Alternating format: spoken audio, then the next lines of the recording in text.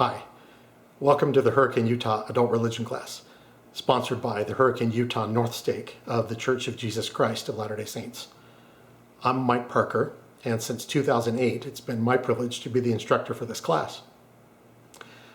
The Hurricane Utah Adult Religion class meets on Thursday evenings between September and May to discuss the scriptures, teachings, and history of the restored Church of Jesus Christ.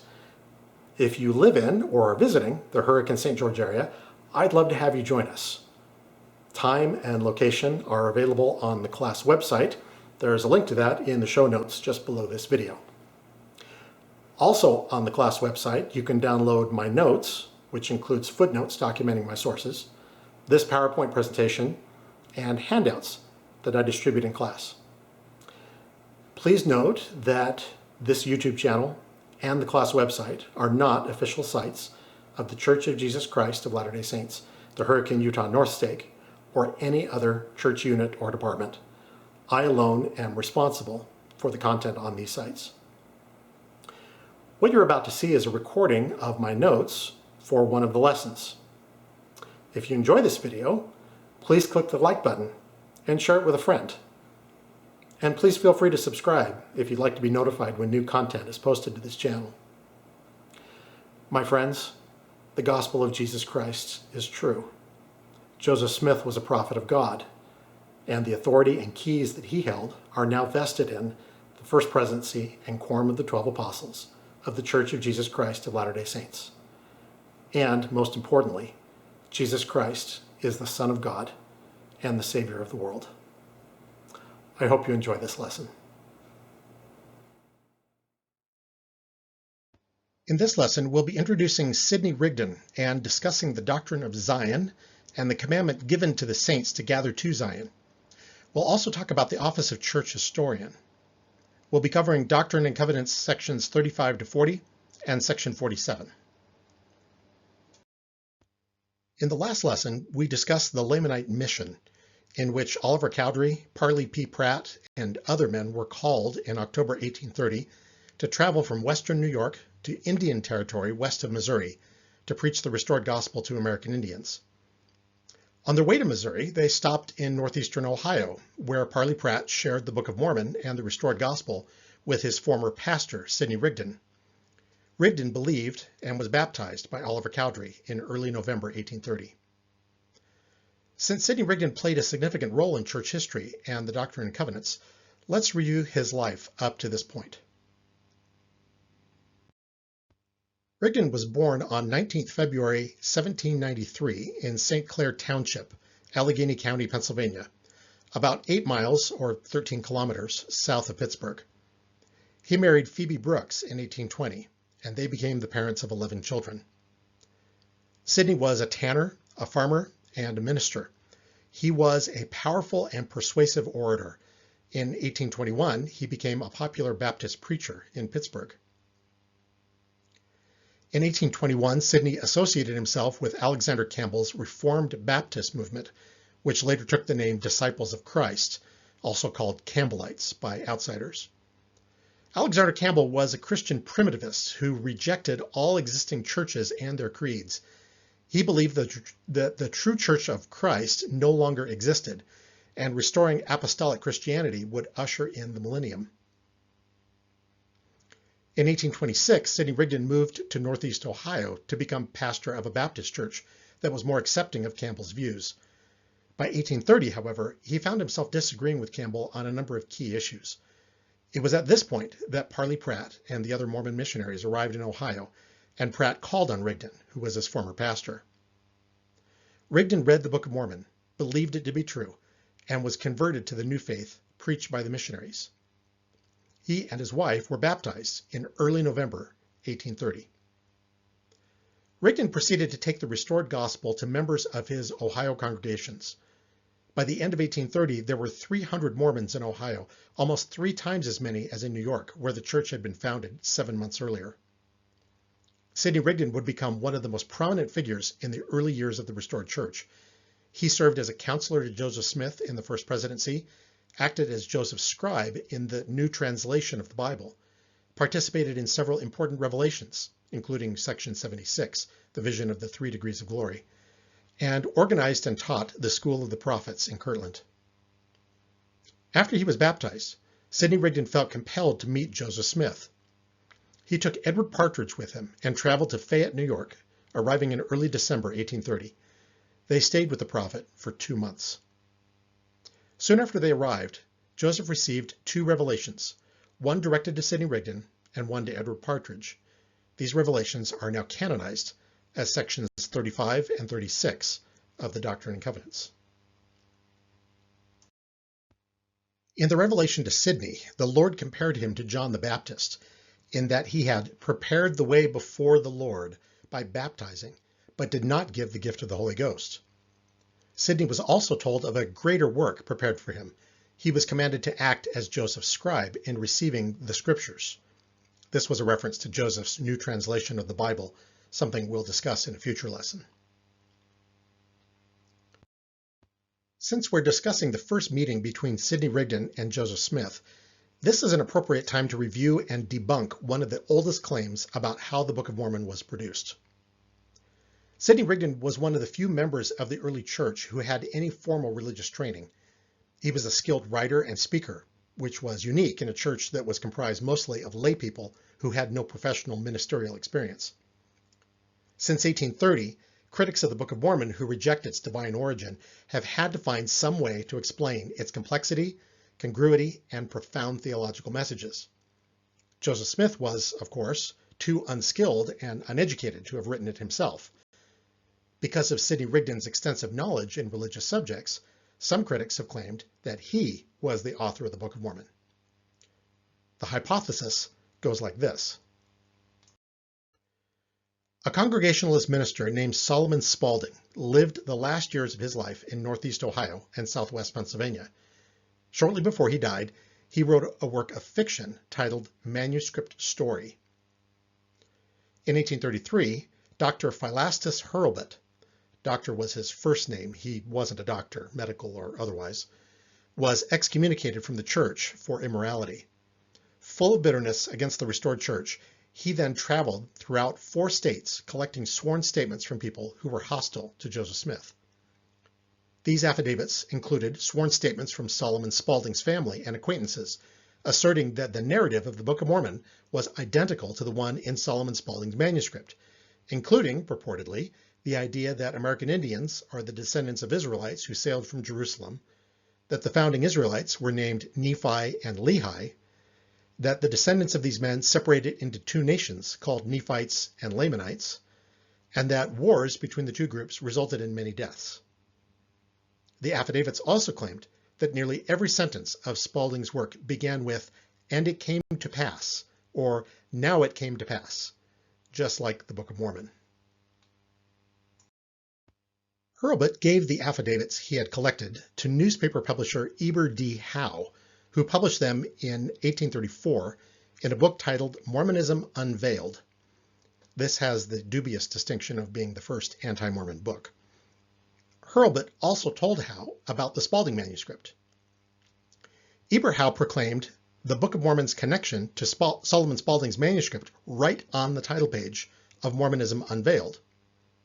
Howe tracked down Spaulding's widow and examined the manuscript, but it bore virtually no resemblance to the Book of Mormon. Instead, it told a story about a group of ancient Romans who, while sailing to Britain, were blown off course and landed in North America.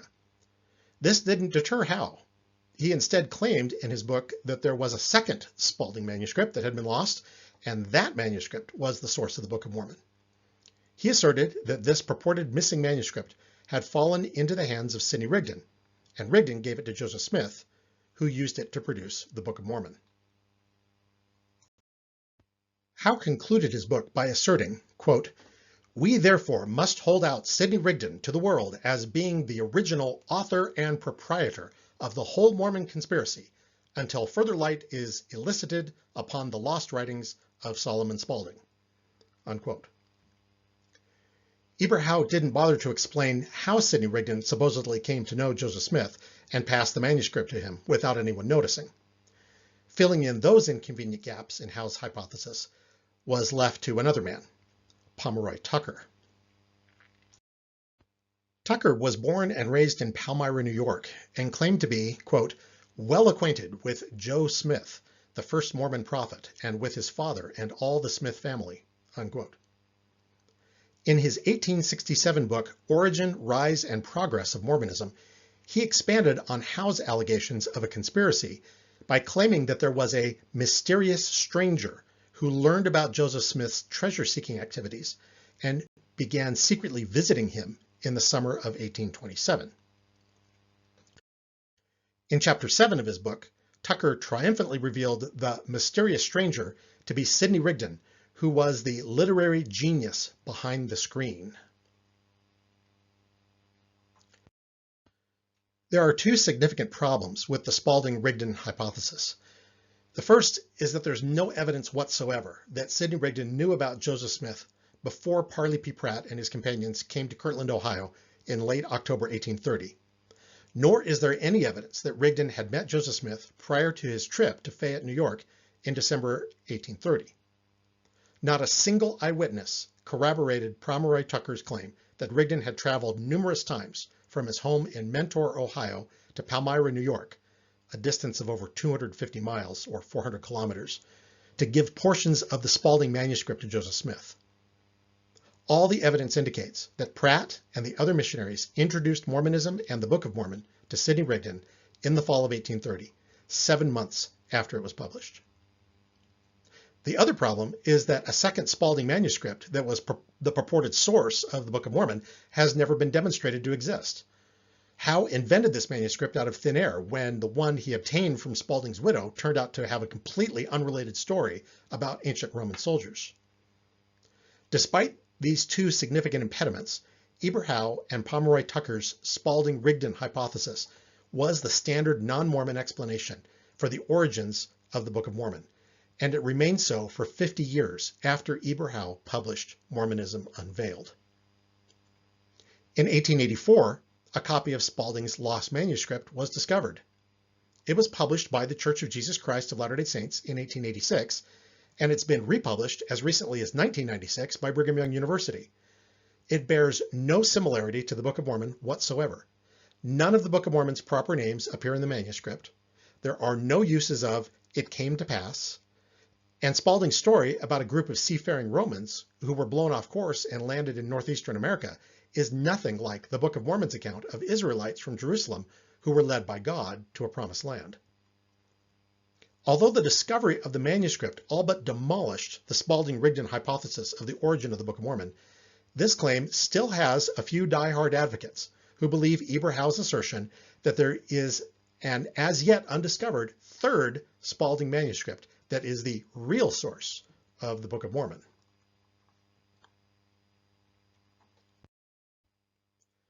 The arrival of Sidney Rigdon and Edward Partridge in Fayette became an opportunity to expand on a new doctrine that Joseph Smith had recently introduced. The Lord first revealed this doctrine in two revelations to the prophet Joseph in late September 1830. D&C 29, verses 7 through 8, quote, "And ye are called to bring to pass the gathering of mine elect. For mine elect hear my voice, and harden not their hearts. Wherefore the decree hath gone forth from the Father, that they shall be gathered in unto one place upon the face of this land, to prepare their hearts, and be prepared in all things against the day when tribulation and desolation are sent forth upon the wicked." Unquote. D&C 31, verses 7 through 8, quote, "Behold, verily I say unto you, Thomas B. Marsh, go from them, your family, only for a little time, and declare my word, and I will prepare a place for them. Yea, I will open the hearts of the people, and they will receive you. And I will establish a church by your hand, and you shall strengthen them and prepare them against the time when they shall be gathered." Unquote. These two revelations contain the first indications that members of the new church would be gathered to a single place.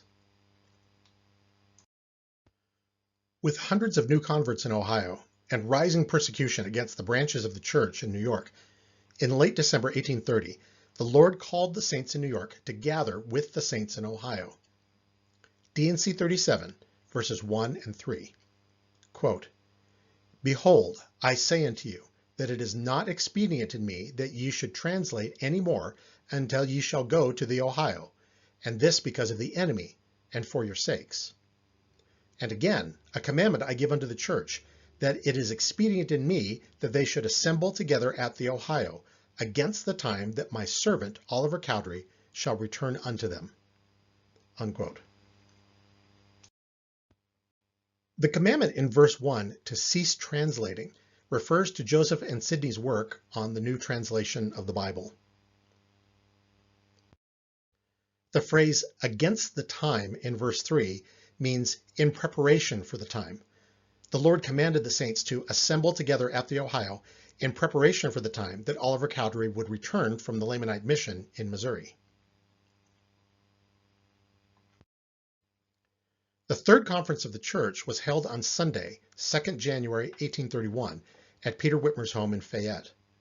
The saints who attended the conference had heard of Joseph's revelation commanding the church to gather in Ohio. Knowing that this would require them to sell their lands and many of their possessions, they sought more information from the Lord concerning this matter. The revelation now canonized as Section 38 was given at the conference in response to their requests. D&C 38, verses 31 through 33, quote, "And that ye might escape the power of the enemy, and be gathered unto me a righteous people, without spot and blameless. Wherefore for this cause I gave unto you the commandment that ye should go to the Ohio. And there I will give unto you my law, and there you shall be endowed with power from on high. And from thence whosoever I will shall go forth among all nations, and it shall be told them what they shall do. For I have a great work laid up in store, for Israel shall be saved, and I will lead them whithersoever I will, and no power shall stay my hand." Unquote.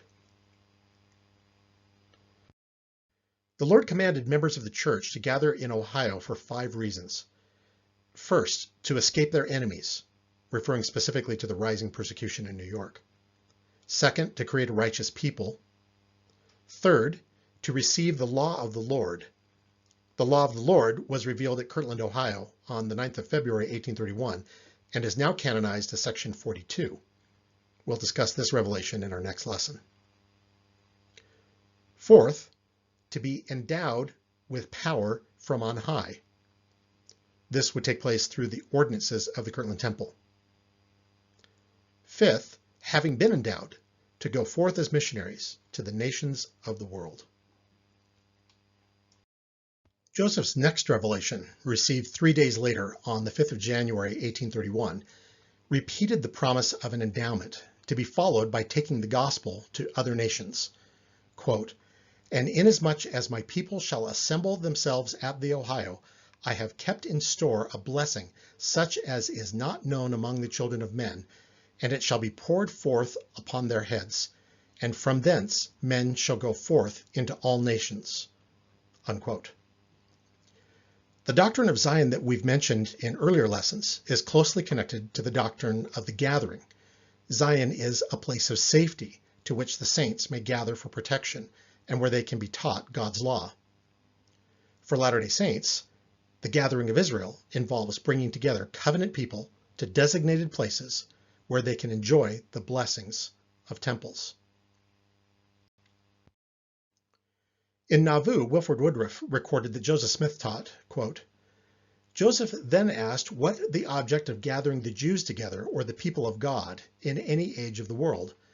The main object was to build unto the Lord an house whereby he could reveal unto his people the ordinances of his house and glories of his kingdom, and teach the people the ways of salvation.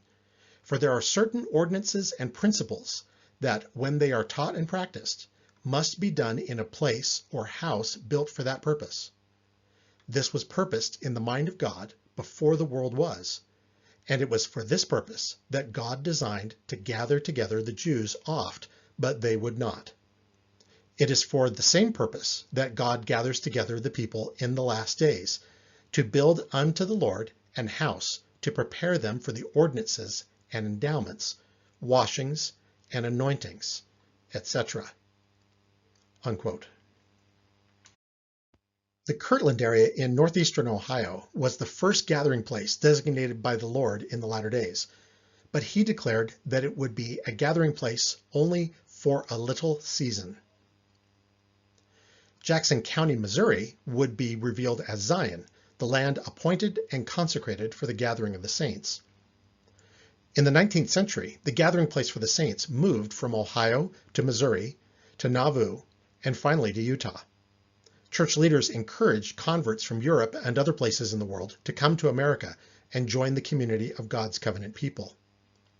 Today, members in all parts of the world are encouraged to gather in their own communities and build Zion in their own wards and stakes. To facilitate this, stakes are established and temples are built in many countries. President Spencer W. Kimball taught in 1975, quote, "The gathering of Israel is effected when the people of the faraway countries accept the gospel and remain in their native lands. The gathering of Israel for Mexicans is in Mexico, in Scandinavia for those of the northern countries. The gathering place for the Germans is in Germany, and the Polynesians in the islands, for the Brazilians in Brazil, for the Argentines in Argentina. We express our appreciation to the Lord for his goodness as we direct the activities of 3.5 million people, ever growing more populous and more independent and even more faithful." Unquote. Another important passage from the Revelation in section 38 commanded the members of the church to be one, and if ye are not one, ye are not mine. It's important that we read this oft-quoted passage in context. It's sometimes incorrectly understood in the sense that Latter-day Saints must hold to the same beliefs or opinions about doctrinal or secular matters, but that's not what it's about. D&C 38, verses 24 through 27, quote, "And let every man esteem his brother as himself, and practice virtue and holiness before me. And again I say unto you, let every man esteem his brother as himself. For what man among you having 12 sons, and is no respecter of them, and they serve him obediently, and he saith unto the one, Be thou clothed in robes, and sit thou here, and to the other, Be thou clothed in rags, and sit thou there, and looketh upon his sons, and saith, I am just? Behold, this I have given unto you as a parable, and it is even as I am. I say unto you, be one, and if ye are not one, ye are not mine." Unquote. Keep in mind that one of the major concerns the members of the church had at this time was that they would have to sell their lands and possessions in order to gather to Ohio. For further context, we have to go back to verses 16 through 20, which speak of divisions in the church between rich and poor, and the promise of a land of inheritance where everyone will benefit. From there, we go forward to verses 34 to 39, which told the saints in New York how to organize the move to Ohio while looking to the poor and the needy and administering to their relief. When the entire passage is read in context, it becomes clear that the unity the Lord is concerned about is economic equality. BYU professors Stephen E. Robinson and H. Dean Garrett explained, quote, "In order to prepare the saints for the celestial law of consecration about to be given them, the Lord commanded that they teach each other within the scope of their callings, that they learn to care about their fellow saints as much as they did themselves, and that they practice virtue and holiness. Note the repetition of the commandment to esteem their brother as themselves in verse 25, for this is the key. For example, if I truly love you as I love myself, then I cannot be happy if you are in want, and your well-being becomes a condition of my well-being. This is the attitude the saints had to develop if they were going to be able to live the Lord's celestial law when they got to Ohio and Missouri." Unquote. The revelation in section 38 was given to prepare the saints to receive the law of the Lord, which he promised to give them in Ohio. We'll discuss this law in our next lesson. The two revelations in sections 39 and 40 concern James Coville, a resident of Western New York who heard about the restored Church of Christ, came to Joseph Smith and covenanted that he would obey any command the Lord gave him through the prophet. Joseph Smith's 1839 manuscript history and the section heading in previous editions of the Doctrine and Covenants asserted that Covell had been a Baptist minister for 40 years. More recent research has shown that he was actually a Methodist minister. Through his prophet, Joseph, the Lord revealed to James Covell intimate details of his life. His heart was, at that time, right with God, but he had previously rejected Christ many times because of his pride. The revelation commanded Covell to be baptized, to serve as a missionary, and to help build up the restored Church of Christ. After receiving this revelation, Joseph explained, quote, James Covell rejected the word of the Lord and returned to his former principles and people, unquote. The next day, the Lord revealed to Joseph and Sidney Rigdon that Covell had been sincere when he came asking for a revelation, but that, quote, the fear of persecution and the cares of the world caused him to reject the word, unquote. These two revelations involve the doctrine of agency that we discussed last week. James Covell had covenanted to do what the Lord said, and Satan offered him a counterproposal. Covell decided which of the two offers he was going to follow, and he is accountable to God for his decision.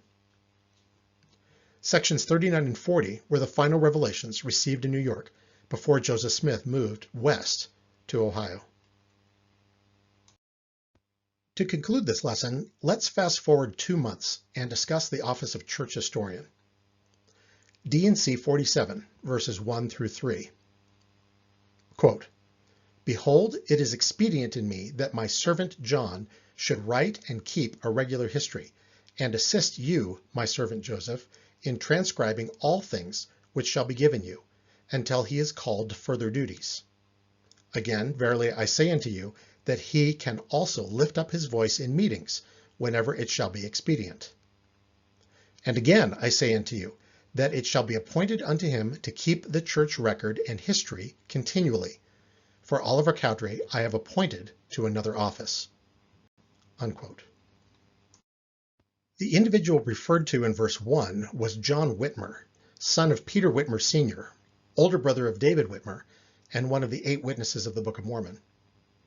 The revelations in sections 15, 26, and 30 were also addressed to him.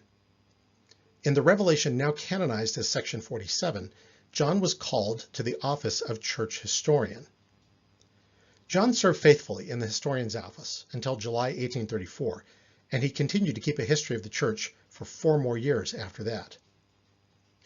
Why is recording and preserving our history so important to the church? It's important primarily because the Lord has repeatedly commanded the leaders of his church to keep a history of it. It's also important because Latter-day Saints believe that God intervenes in the history of mankind to bring to pass his purposes and goals. The Old Testament and the Book of Mormon are examples of 2 divine histories that show how God has been directly involved in the lives of his people. Thirdly, keeping an accurate and thorough history helps us to be sure that we are following the right path based on the revelations and the decisions made in council meetings. The prophet Joseph instructed the 12 apostles and other brethren at Kirtland, quote, If you assemble from time to time and proceed to discuss important questions and pass decisions upon the same, and fail to note them down, by and by you will be driven to straits from which you will not be able to extricate yourselves, because you may be in a situation not to bring your faith to bear with sufficient perfection or power to obtain the desired information, or perhaps for neglecting to write these things when God revealed them, not esteeming them of sufficient worth, the Spirit may withdraw, and God may be angry. And here is or was a vast knowledge of infinite importance, which is now lost. What was the cause of this? It came in consequence of slothfulness, or a neglect to appoint a man to occupy a few moments in writing all these decisions. Here let me prophesy. The time will come when, if you neglect to do these things, you will fall by the hands of unrighteous men. Now, if you will be careful to keep minutes of these things, as I have said, it will be one of the most important records ever seen. for every such decision will, ever after, remain as items of doctrine and covenants." Unquote. Truman G. Madsen, who was a professor of religion and philosophy at Brigham Young University, noted, quote, "If all of the 12 apostles in 1844 in Nauvoo had promptly recorded the meeting in which Joseph rolled off the responsibility from his shoulders upon them and charged them in what he called his last charge to go forward in building the kingdom, any claim that he intended someone else to succeed to the presidency of the church would be completely refuted by contemporary documents. But only one of the 12, Orson Hyde, recorded that meeting at the time. Most of those present didn't say much about it until several years later. Hence, although the charge that this meeting was a convenient afterthought is a false one, as a church we would have been invulnerable on this point if proper records had been kept. They would have refuted any possible claim that Joseph did not want the president of the 12 to succeed him." Unquote. Although the decisions made at the ward and stake level have less of an impact on the church as a whole, I believe that keeping accurate minutes in quorums and councils is just as important as it is among the leading councils of the church. In each meeting, an individual should be called or appointed to write down the decisions and commitments that are made so that they can be reviewed in future meetings. This will ensure that important items and important people do not slip through the cracks. Church history is not the same kind of history that is kept by secular historians. The histories of the church, as kept by the church historian and recorder's office, all the way down to ward historians, are naturally going to be biased towards seeing events as unfolding according to a divine purpose. And that's as it should be. As Latter-day Saints, we believe that we have a divine commission from God, and our official histories are going to reflect how people respond to that commission. Secular history, what some have called warts and all history, is important, but its role is not to build faith or to uplift.